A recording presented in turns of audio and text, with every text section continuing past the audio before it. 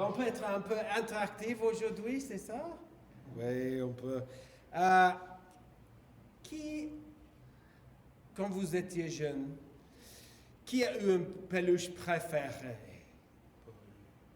Oui, merci, oui, c'est ça. C'est quoi ça exactement? Mais donc, ça c'est pas le mien. Ça c'est pas celui de Susanna. On ne peut pas dire. C'est Heidi? Non, c'est ça. C'est quoi exactement? C'est un lapin ou quelque chose? C'est un lapin. Ok, les autres, JD. Tu as eu une... C'était Babar. Un éléphant. Babar, ok, je comprends. Ok, pour moi, j'avais... Sam! Ma peluche préférée. Il était pirate ou cowboy ou qui sait. Il était mon ami Mathieu, il a arraché la tête de Sam. Tonton, ça c'était incroyable. Moi, j'étais bouleversé, triste. Le monde s'est écroulé, c'était incroyable. Mais mon père a réparé ma peluche. Il a recousu, c'est ça. Il a vraiment fait ça. Et même si Sam a toujours eu une cicatrice, on peut dire ça, c'était mieux qu'avant. Honnêtement, c'était mieux qu'avant. Non pas malgré les coutures, mais à cause de cela. C'était ça. D'une certaine manière, il était plus spécial pour moi parce que je l'ai reçu d'entre les morts. C'était vraiment comme ça.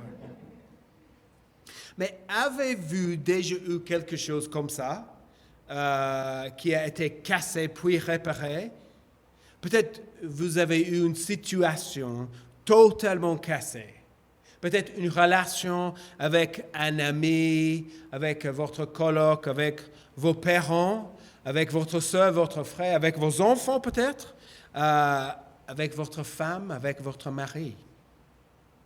Le psaume que nous regardons aujourd'hui est un psaume sur la restauration. Et donc, c'est un psaume très beau. Et la relation, c'est quand quelque chose est cassé et puis réparé, guéri. Comme ma peluche qui a été déchirée et puis recousue.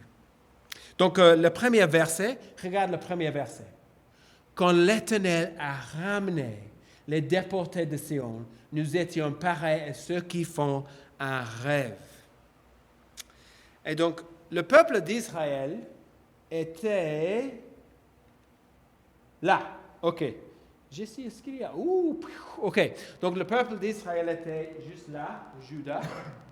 Et ils avaient oublié Dieu, et ils l'avaient abandonné, ils ont maltraité les pauvres, comme on a vu dans le petit clip.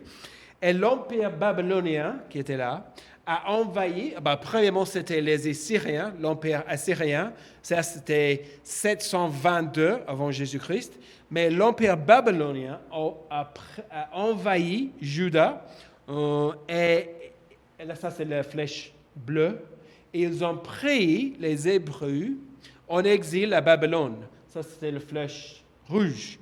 Ça, c'était 597 ou 587. Il y avait 2 déportations. Et ils vivaient à Babylone pendant 70 ans, loin de leur patrie, loin de leur ville, loin de leur maison, leur terre à l'étranger. Et puis en 538, Cyrus, le roi perse, a conquis l'empire babylonien. Et il a publié son décret annulant la politique des Babyloniens, qui a pris les gens et les dispersé un peu partout. Et il a autorisé les gens à retourner dans le pays d'origine. Ça, c'est une tablette cuneiforme. Et je crois que... Est-ce que quelqu'un peut lire le cuneiforme? C'est les Israélites juste là. Non, j'ai aucune idée.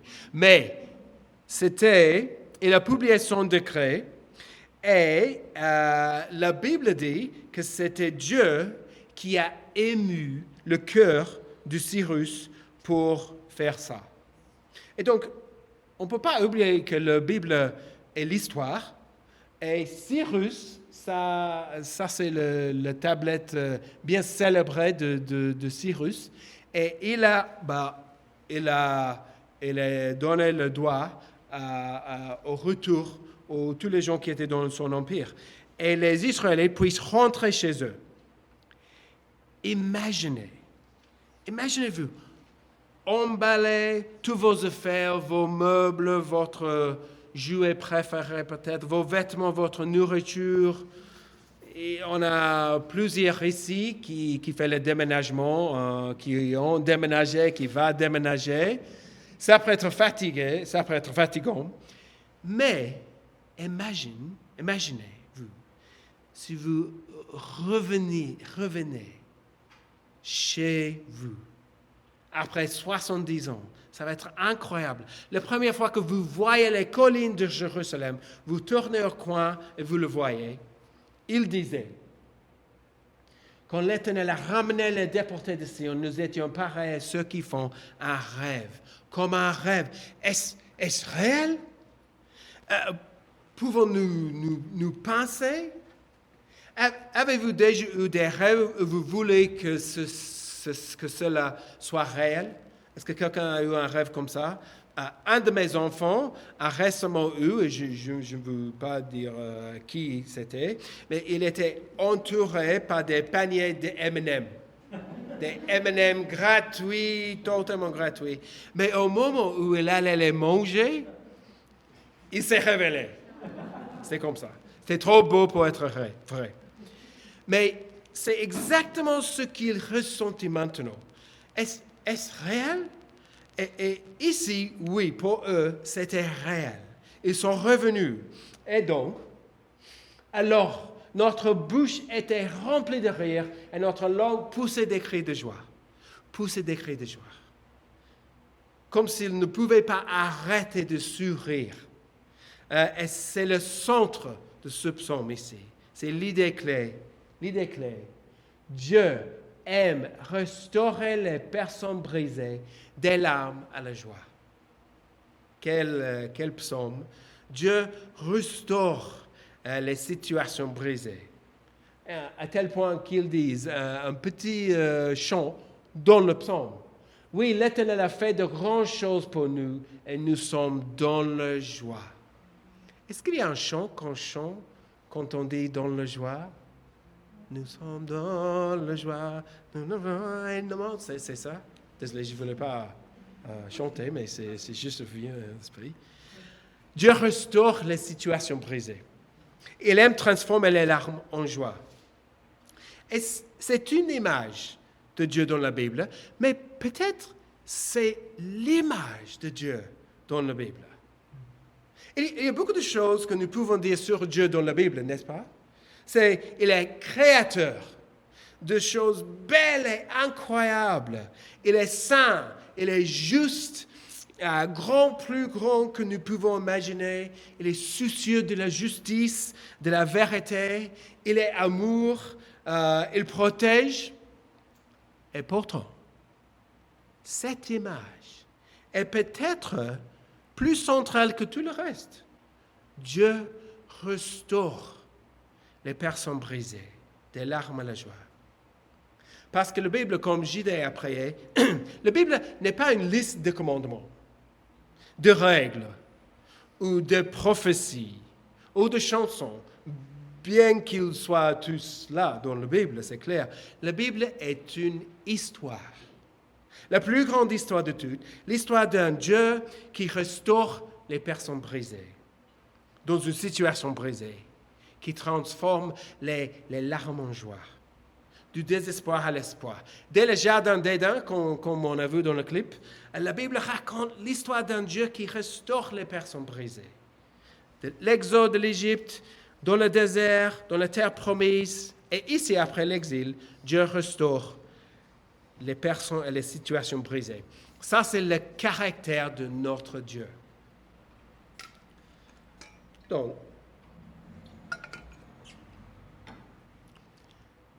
ce n'est pas une grande surprise quand Jésus arrive et il restaure les personnes brisées tout le temps.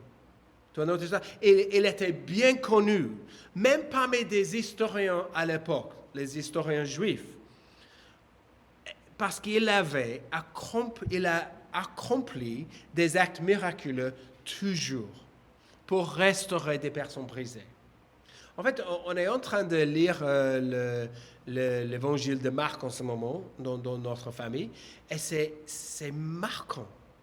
Combien de fois Jésus guérit des gens? Il a guéri les malades, les aveugles, les boiteux, les muets, les lépreux, même les morts. Et il a nourri les affamés, il a consolé ceux qui pleuraient. Il a fait ça tout le temps. Et est-ce que vous savez ce que les gens faisaient à l'époque, à ce moment-là, après avoir vu ça? Qu'est-ce qu'ils ont dit? Chaque fois, ils étaient tous très étonnés et célébraient la gloire de Dieu en disant, nous n'avons jamais rien vu de pareil. Ou, un peu plus tard, remplis d'étonnement, les foules disaient, il fait tout à merveille. C'est comme verset 3 dans notre psaume. Oui, l'Éternel a fait de grandes choses pour nous et nous sommes dans la joie. Jésus, il n'est pas venu comme médecin. Ce n'était pas sa mission principale, les guérisons physiques. Mais ces guérisons ont parfaitement saisi ce qu'il est venu faire. Restaurer les gens. Non seulement restaurer les gens physiquement, mais spirituellement, relationnellement avec Dieu. Et il y a une citation de C.S. Lewis qui dit « Les miracles sont un récit en petites lettres de la même histoire qui est écrite dans le monde entier. » Tu vois ça? Chaque miracle de Jésus était juste un petit récit de ce que Dieu a fait dans le monde entier. C'est incroyable. Et tout comme ma peluche était déchirée, en fait, mon amitié avec Matthieu, qui a déchiré ma peluche, en fait, l'amitié était brisée aussi. Et bien que mon père puisse guérir mon jouet, en fait, il avait encore besoin, notre amitié était encore brisée aussi. Et donc, de la même manière, Jésus pouvait guérir physiquement, mais il a dit que le plus grand besoin des gens était leur relation brisée avec Dieu, qui devait être guérie. Et donc, il l'a donc restauré. Il a assumé leurs fautes, leurs échecs, leurs péchés sur lui, afin qu'ils puissent être pardonnés. Dieu restaure les gens brisés des larmes à la joie. Même si on pense que notre situation est impossible, et oui, il y a des situations horribles, terribles, brisées, totalement cassées, Dieu peut nous restaurer. Peut-être vous avez quelques objections en tête ici. Même peut-être vous avez des objections de votre part ou des objections que vous avez entendues, que vos amis ont dit. J'ai entendu dire une objection contre un psaume comme ça. C'était un peu, n'est-ce pas, un psaume comme ça, c'est juste un conte de fées conçu pour nous faire sentir mieux dans un monde difficile. C'est un peu les critiques de Marx. C'est un peu la religion et l'opium du peuple. On a entendu dire ça, conçu juste pour qu'ils arrêtent de se plaindre et cessent de penser. Et c'est une critique profonde, à mon avis. Il faut vraiment réfléchir à une critique comme ça.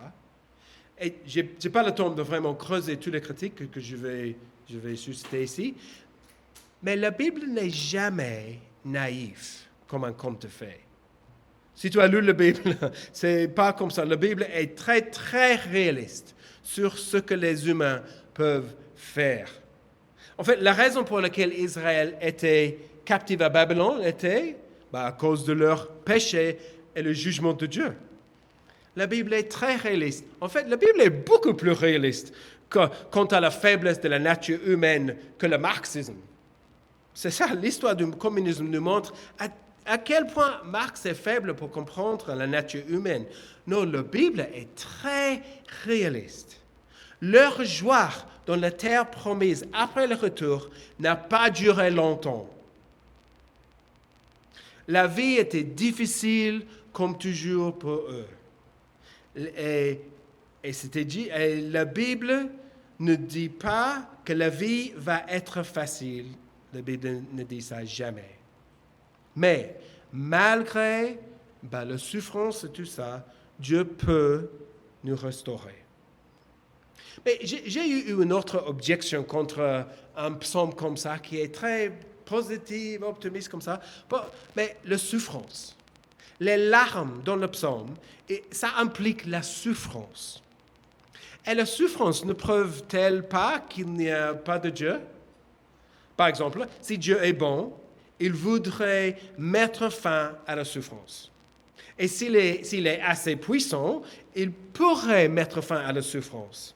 Mais la souffrance existe, donc soit il n'est pas bon, soit il n'est pas puissant. De toute façon, il n'y a pas de Dieu comme le Dieu dans la Bible. Est-ce que vous avez entendu dire une critique comme ça? Et c'est une question sérieuse, ça c'est une question un peu logique, mais il y a la question très profonde que la souffrance suscite en nous, une question profonde. Et c'est une question sur laquelle la Bible passe beaucoup de temps.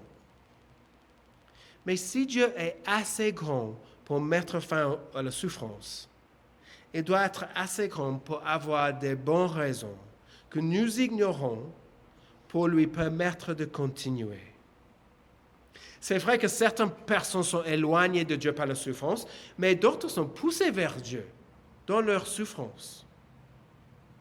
Il y a une citation de C.S. Lewis, encore une fois. Non, de l'autre côté. Il a pensé que la souffrance était une objection, mais il a dit, mon argument contre Dieu était que l'univers me semblait terriblement cruel et injuste. Mais d'où me venait le concept de juste et de l'injuste?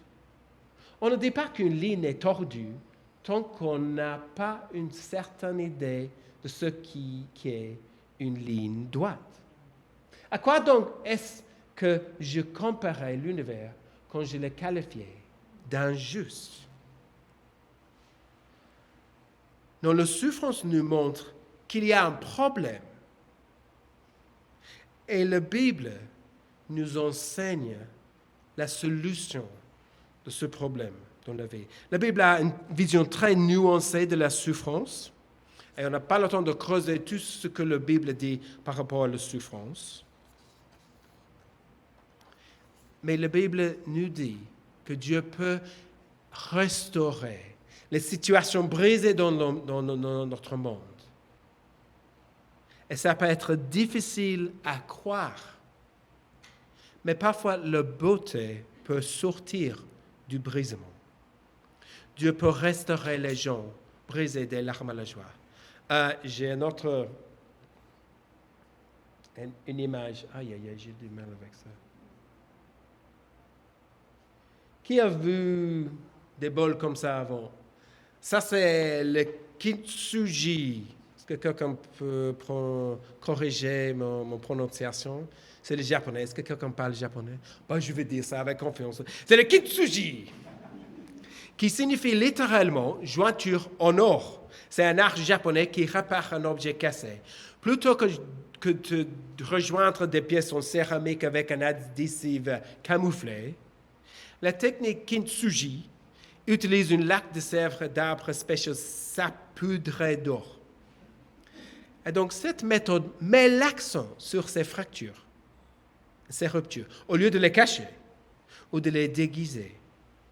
En fait, le kintsugi rend souvent la pièce réparée encore plus belle que l'original.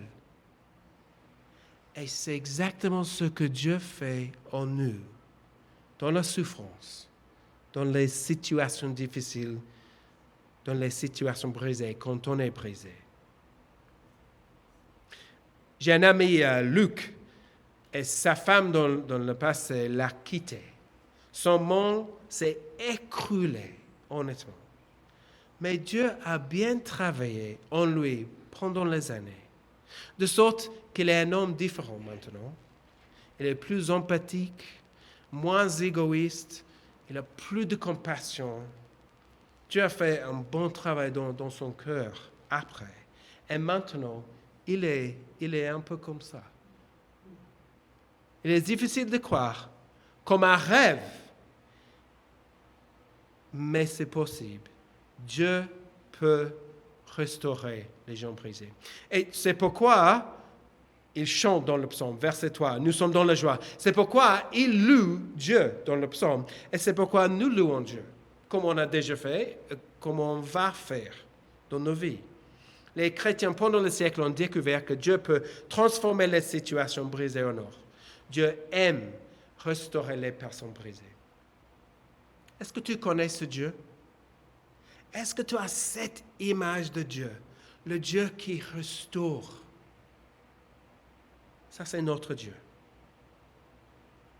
Le dernier 3 versets nous donnent quelques autres applications pour nous. Je vais juste résumer. Aïe, aïe, aïe. OK. Verset 4. Priez. Verset 4. Éternel, ramène nos déportés comme tu ramènes les ruisseaux dans le Negev.